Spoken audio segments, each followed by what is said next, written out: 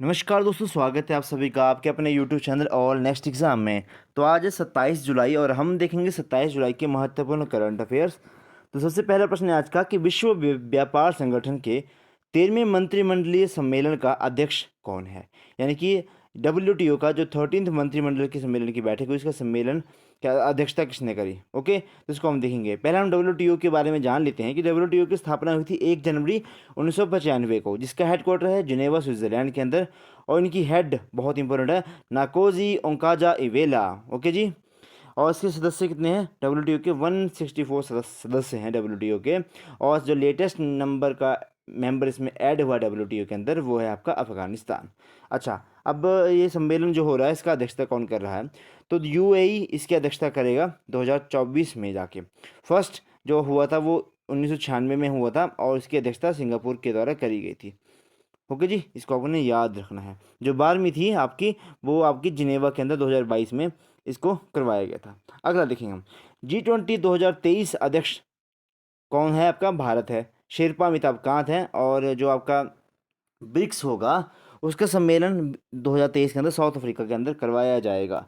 G7 girlfriend को juice पिलाने से मैं आपको याद करवाता हूँ। ठीक है। G से आपका जर्मनी, F से आपका फ्रांस, JUICE। ठीक है। तो आपका जापान, USA, इटली, कनाडा और इंग्लैंड। गर्लफ्रेंड को जूस, इस तरह से आप उसको याद भी कर सकते हैं। तो सम्मेलन G7 का जापान के अंदर संपन्न हुआ। SCO की 2023 की मेजबानी भी भारत कर रहा है और ईरान SCO का 9th नंबर का मेंबर बनने वाला है। याद रखें। अगला प्रश्न है आपका। तिमोर लिस्ते आसियान का 11वां सदस्य बनेगा। फिनलैंड नाटो का 31वां सदस्य बन चुका है। और नेशनल डेवलपमेंट बैंक यानी कि NDB का नया सदस्य मिस्र देश बनेगा, यानी कि इजिप्ट देश बनने वाला है। COP28 की मेजबानी UAE अबू धाबी में करवाई जाएगी। COP27 आपका मिस्र के अंदर हुआ था। और COP कौन सी किसकी मीटिंग है? UNFCCC की मेंबरों की मीटिंग है। Okay, United nation framework convention for the climate change. Okay, अगला प्रश्न है आपका। हाल ही में किसने पारंपरिक मूल्यों की रक्षा के लिए ट्रांसजेंडर विवाह और लिंग परिवर्तन का कानून पर प्रतिबंध लगाया है? तो इसका सही आंसर आएगा आपका रशिया। राष्ट्रपति हैं इसके पुतिन और नेचुरल प्रोसेस के खिलाफ है ये टोटली। रूस, जिसकी राजधानी मॉस्को है, और उसकी अंतरिक्ष जो एजेंसी है, जैसे भारत की ISRO है, और वहीं रूस की याद है रोसकॉसमॉस। नेविगेशन सिस्टम है इसका, जैसे कि GPS है आपका USA का। भारत का है आपका IRNS या फिर नाभिक भी जिसको कहते हैं। उसी तरह से रशिया का है आपका ग्लोनास। याद रखें, कई बार पूछ लेते हैं। नवतेज कौर केस किससे संबंधित है? ये बहुत इंपॉर्टेंट है। समलैंगिकता अपराध नहीं है, ये नवतेज कौर केस में बताया गया था। IPC की धारा 377 को हटा दिया गया था। अगला आपका क्वेश्चन। क्लिन फिल्टर सिंड्रोम है। ये भाई होता क्या है कि जो आपका गुणसूत्र होता है आपका, उसमें आपके पास जो मेल के अंदर होता है 44 प्लस X और Y क्रोमोसोम्स होते हैं। लेकिन एक्स्ट्रा जब X क्रोमोसोम में आ जाता है किसी फीमेल के अंदर, तो उसमें थोड़े से फीमाइन करेक्टर आ जाते हैं, फीमेल वाले करेक्टर आ जाते हैं। तो गुणसूत्रों की संख्या 47 हो जाती है। ऐसे जो नॉर्मली आपकी जो गुणसूत्र है, क्रोमोसोम है, उसकी संख्या 46 होती है। अगला प्रश्न।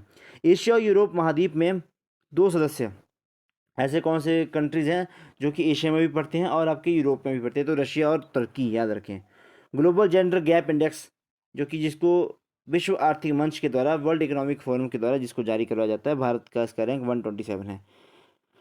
रशिया भी आपका एशिया और यूरोप के अंदर पड़ता है। और उसको विभाजित कौन करता है रशिया को यूरोप के, मतलब एशिया को यूरोप से? एक तो आपका यूराल पर्वत है और एक यूराल नदी, ये दोनों ही आपका एशिया और यूरोप को अलग करती है, पृथक करती है। विभाजन कब हुआ था रशिया का? 25 दिसंबर 1991 को सोवियत संघ ने 70% हिस्सा जो कि रशिया के पास चला गया था, 15 देशों में टूट गया था आपका USSR। अगला प्रश्न। फ्रेंड्स ऑफ ब्रिक्स बैठक कहाँ पर आयोजित करी गई? तो ये जोहानसबर्ग में करी गई और अजीत डोभाल ने इसमें भाग लिया। अजीत डोभाल कौन है? राष्ट्रीय सुरक्षा सलाहकार हैं। बहुत इंपॉर्टेंट नाम है भाई इनका। अच्छा, ब्रिक्स में कौन कौन सी कंट्रीज हैं? तो BRICS से आप याद रखते हैं। BRICS Brazil, Russia, Bharat, China और साउथ अफ्रीका। चलो जी, इसकी संकल्पना करी गई थी जिम ओनील के द्वारा, तब इसका नाम था BRIC। साउथ अफ्रीका फर्स्ट सम्मेलन जब हुआ था 2009 में, था, ठीक है, तभी इसका नाम था ब्रिक। और 2010 में जब साउथ अफ्रीका इसके साथ ऐड हो गया तो लास्ट में जो एस वाला आपको दिख रहा है, BRICS, इसका आपका बन चुका था, ये ब्रिक्स बन चुका था, याद रखिए। ओके जी, 2024 में इसकी बैठक आपकी ब्राज़ील के द्वारा करवाई जाएगी, 2023 में साउथ अफ्रीका के द्वारा करवाई जाएगी बैठक। अगला प्रश्न, दक्षिण अफ्रीका के जो घास के मैदान को क्या कहा जाता है, तो वेल्ड्स कहा जाता है। मकर रेखा को 2 बार काटने वाली नदी का नाम है आपका लिम्पोपो नदी। बहुत बार क्वेश्चन पूछा गया है ये, कि मकर रेखा को काटने वाली, ट्रॉपिक ऑफ कैंसर को काटने वाली नदी कौन सी है। अच्छा, क्वेश्चन आता है कि इक्वेटर को कौन सी नदी 2 बार काटती है। फिर आपका ट्रॉपिक ऑफ कैप्रिकॉर्न को कौन सी नदी 2 बार काटती है, या ऐसे क्वेश्चन पूछे जाते हैं। ब्रिक्स का जो बैंक है, ब्रिक्स देशों का जो बैंक है उसको हम कहते हैं NDB, न्यू डेवलपमेंट बैंक, जिसका नए सदस्य आपका ये आपका मिश्र बना, और इसके अध्यक्ष कौन है आपका डिल्मा रोसेफ, इसके सदस्य हैं। अगला प्रश्न, अंडर 19 T20 वर्ल्ड कप दक्षिण अफ्रीका में पहली बार आयोजित करा गया, जिसमें भारत विजयी रहा। और long walk to freedom Nelson Mandela की ऑटोबायोग्राफी है। 18 जुलाई को नेल्सन मंडेला डे के रूप में मनाया जाता है, याद रखिए, बहुत इंपॉर्टेंट नाम है। इनकी बदौलत साउथ अफ्रीका जो है वो आज़ाद हो पाया था, आज़ाद हो पाया था। आज़ाद किससे, वही श्वेत और अश्वेत लोगों का इनका आपस में चला था। अब देखो ये आगे भाई वही नदी, कांगो नदी भूमध्य रेखा को, ओके, ये आपकी इक्वेटर को काटने वाली नदी है, ठीक है, उल्टे आकार में काटती है ये। माहे नदी जो भारत में बहती है, जो कर्क रेखा को, ट्रॉपिक ऑफ कैंसर को काटती है भाई 2 बार। और लिम्पोपो नदी ट्रॉपिक ऑफ कैप्रिकॉर्न को 2 बार काटती है, मकर रेखा को 2 बार काटती है, याद रखें। अगला प्रश्न, ब्रिटिश ओपन में पहली बार टॉप 10 में शामिल भारतीय गोल्फर कौन है, तो शुभंकर शर्मा है, जो कि टॉप 10 में शामिल हुए। 121वें क्रम का है ये, मतलब ऐसे वर्ल्ड का सबसे पुराना गोल्फ टूर्नामेंट ब्रिटिश ओपन को माना जाता है। अच्छा, अगला आपका यूनिक्स सनराइजर्स का खिताब किसने जीता, तो ये भाई कोनालुबत मेल में जीता, और NC यंग फीमेल के द्वारा जीता गया। ऑर्लियंस ओपन प्रियांशु रजावत के द्वारा जीता गया। कनाडा ओपन लक्ष्य सेन के द्वारा जीता गया। इंडोनेशिया, कोरिया और स्विस ओपन इसको सात्विक और चिराग ने जीता, मतलब मिक्स 12 था ये। आपका मलेशिया मास्टर्स को S प्रणय के द्वारा जीता गया। भारतीयों का बहुत तगड़ा दबदबा है बैडमिंटन के अंदर, ओके, याद रखें।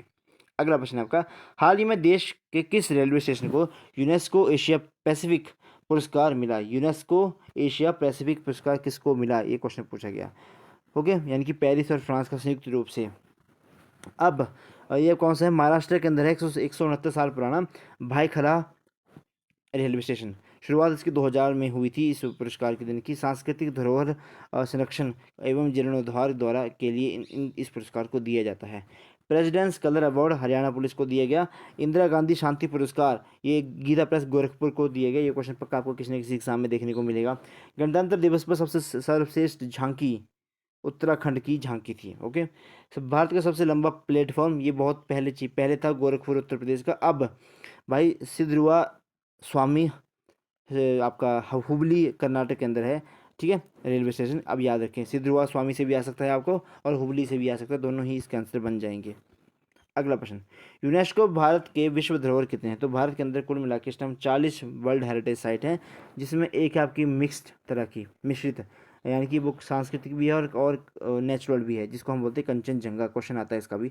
32 हमारे पास सांस्कृतिक है, और 7 हमारे पास प्राकृतिक विश्व धरोहरें हैं, याद रखें। नवीनतम जो आपकी धरोहर है वो है धौलावीरा 40वें नंबर की, और 39वें नंबर की जो थी वो थी रामप्पा मंदिर, जो कि तेलंगाना में था। नागालैंड से राज्यसभा अध्यक्षता करने वाली पहली महिला सांसद कौन बनी, क्वेश्चन आएगा ये भी। तो फाग नोन कोन्याक 25 जुलाई 2023 को इन्होंने यहाँ पे शपथ ली। राज्यसभा के सभापति कौन होते हैं, आपके उपराष्ट्रपति, जो कि हमारे जयदीप धनखड़ हैं। भारतीय ओलंपिक संघ की अध्यक्ष कौन बने इस बार, ये भाई PT उषा बनाई गई थी, राज्यसभा से MP भी हैं। लोकसभा की पहली महिला अध्यक्ष कौन है, मीरा कुमार थी। उससे पहले सेकंड में सुमित्रा महाजन बनी, याद रखें ये भी। लोकसभा की पहली स्पीकर कौन थे, GB मावलंकर, वर्तमान में ओम बिरला जी हैं। नए संसद भवन में राज्यसभा की सीटें कितनी हैं, 384 राज्यसभा की सीटें हैं, जिसका जो सिंबल है वो कमल है, और जो आपका लोकसभा है उसमें 888 सीटें हैं, जिसका जो सिंबल है वो आपका मोर है। सेंट्रल विस्टा प्रोजेक्ट के द्वारा टाटा कंपनी के द्वारा इसको बनवाया गया। त्रिभुजाकार मतलब ट्रायंगुलर शेप में इसको बनाया गया था, और बिमर पटेल इसके वास्तुकार हैं। संगोल, भाई एक आपने देखा होगा अभी हाल ही में एक संगोल कही हुआ। संगोल एक न्यायिक प्रतीक है, 5 फीट लंबा नंदी की मूर्ति, मतलब ऐसे डंडा जैसा है, 5 फीट लंबा, और यहाँ पे नंदी की मूर्ति ऊपर लगी है। संगोल मतलब पहले ऐसा होता था किसी, शायद चोल वंश में ऐसा होता था कि जब भी कोई राजा अपनी सत्ता किसी दूसरे राजा को सौंपता था तो उस संगोल को देता था उसके पास में कि भाई अब सत्ता तुम्हारे हाथ में है। तो अब इन्होंने भी यही प्रथा चलाई। अब इस संगोल को संसद भवन के अंदर लगाया गया। जैसे अगला कोई नया प्रधानमंत्री बनेगा तो उसको ये सौंप वगैरह देंगे। अगला प्रश्न है आपका, G20 आपदा जोखिम न्यूनीकरण कार्य समूह की थर्ड और अंतिम बैठक कहाँ पे हुई? तो चेन्नई तमिलनाडु के अंदर इसको संपन्न करवाया गया। चेतावनी प्रणाली ये बिल्कुल सटीक देगी और आधारभूत संरचना इसमें इससे बेहतर होगी। G20 2023 की अध्यक्षता भारत कर रहा है, इसको हम बहुत बार डिस्कस कर चुके हैं। G20 की पर्यटक समूह की तीसरी बैठक जम्मू एंड कश्मीर के अंदर हुई। रोजगार समूह की पहली बैठक जोधपुर के अंदर हुई। संस्कृति समूह की पहली बैठक खजुराहो के अंदर हुई। भाई ये क्वेश्चन बीएड जैसे एग्जाम में पूछा गया था, तो देख लो कि किस लेवल का एग्जाम पूछा गया था। एससीओ बैठक की मंत्रिमंडल की बैठक ये गोवा के अंदर संपन्न हुई। G20 2024 की मेजबानी ब्राजील करेगा, ये भी इंपॉर्टेंट क्वेश्चन आपका बन जाता है। विदेश मंत्री की बैठक गोवा के अंदर हुई। अच्छा अगला प्रश्न है आपका, हेलीकॉप्टर और लघु विमान सम्मेलन का आयोजन कहाँ पर संपन्न हुआ? तो हेलीकॉप्टर और लघु विमान सम्मेलन आपके खजुराहो के अंदर हुआ। 5वां क्रम का था ये। विषय क्या था? अंतिम व्यक्ति तक पहुंच। फर्स्ट कब हुआ था? 2019 में उत्तराखंड के अंदर हुआ था। खजुराहो मंदिर के बारे में बात करें तो चंदेल शासकों के द्वारा इसको नागर और पंचायतन शैली के द्वारा बनाया गया था। इंपॉर्टेंट है, याद रखें। 17वीं प्रवासी भारतीय सम्मेलन इंदौर मध्य प्रदेश के अंदर इसको संपन्न करवाया गया और इसके जो चीफ गेस्ट थे वो मोहम्मद इरफान जो कि गुयाना के राष्ट्रपति थे, इनको बुलाया गया था। HAL हिंदुस्तान एरोनॉटिक लिमिटेड ने एशिया की सबसे बड़ी हेलीकॉप्टर निर्माण फैक्ट्री कहाँ पे हुई? तो तुमकुर कर्नाटक के अंदर इसको स्थापित करा उन्होंने। और MP में का जो 53rd जिला बना वो महूगंज और 54th नागद जिला बना। इंपॉर्टेंट तो नहीं है पर याद रखें। देश का फर्स्ट गिग वर्कर्स बिल किसने पारित किया? तो राजस्थान ने इसको पारित करा ताकि अस्थायी कर्मचारियों की सुरक्षा के लिए इसको उन्होंने पारित किया। राइट टू हेल्थ बिल भी। अच्छा गिग वर्कर बिल क्या है? जैसे कि जो लोग जैसे कि गाड़ी चलाते हैं, ओला ओला कुछ कैब को चलाते हैं, अभी रिक्शा वगैरह चलाते हैं, तो उनको बोला गया कुछ कुछ फंड उनका किसी फंड के अंदर डाला जाएगा। कुछ मतलब उनके पैसे फंड के अंदर डाली जाएंगी, कुछ कंपनी पैसे डालेगी, कुछ सरकार पैसे डालेगी ताकि उनके बाद में जाके उनको थोड़ी बहुत सुरक्षा मिल सके। ठीक है जी, कर्मचारियों की अस्थायी सुरक्षा के लिए। अच्छा चलने का अधिकार पंजाब के द्वारा इस बिल को लाया गया। अहिंसा और शांति विभाग राजस्थान के द्वारा इसको स्थापित करेगा। आज का हमारा लास्ट प्रश्न है, 14 मीटर व्यक्तिगत स्पर्धा में माइकल फेलिप्स ने 15 साल पुराने रिकॉर्ड को ब्रेक करने वाले लियोन मार्चंद कौन है? भाई तैराक हैं फ्रांस के, बहुत तगड़े वाले। ठीक है जी। विश्व तैराकी चैंपियनशिप जो कि जापान में हो रही थी, तो इन्होंने 4 मिनट 2.5 सेकंड में इनका रिकॉर्ड तोड़ा। जो माइकल फिलिप है भाई, इन्होंने तो बहुत ही मतलब जब ओलंपिक होता तो 7-8 मेडल जीते थे इन्होंने ओलंपिक के अंदर। ओके, अगला प्रश्न अगर हम देखें तो भवानी देवी जो भारत की हैं वो तलवारबाजी से संबंधित हैं। इसको कुछ कहते हैं इंग्लिश में, कुछ इसको कहते हैं, बड़ा इंटरेस्टिंग जैसा नाम है। कोनेरो हम्पी, बहुत बार प्रश्न पूछा जाएगा क्योंकि ये पहली शायद ग्रैंड मास्टर भी बनी थी। तो शतरंज की खिलाड़ी हैं। शीतला देवी ये आपकी आर्मलेस तीरंदाज की हैं और ये जम्मू एंड कश्मीर से संबंध रखती हैं।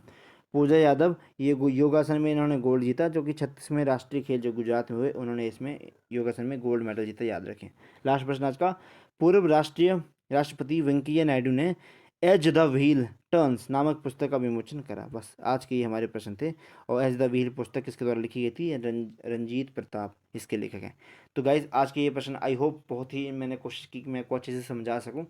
और मेरा ध्यान ज़्यादातर लेलन टॉप क्वेश्चन के ऊपर रहता है क्योंकि लेलन टॉप क्वेश्चन से आपके स्टैटिक जीके भी बहुत ज़्यादा कवर हो जाता है। इसीलिए मेरा ध्यान उन्हीं की तरफ ज़्यादा रहता है क्योंकि करंट अफेयर तो क्या कहाँ से आएगा कैसे आएगा वो तो जैसे जैसे जो जो इंपॉर्टेंट करंट अफेयर होता है उनको तो हम रिवाइज कर ही लेते हैं, लेकिन जो स्टैटिक जीके वो बहुत ही महत्वपूर्ण बन जाता है। तो गाइस आज की वीडियो को हम यहीं पे समाप्त करें। आपका दिन शुभ रहे। धन्यवाद। जय हिंद, जय हिमाचल।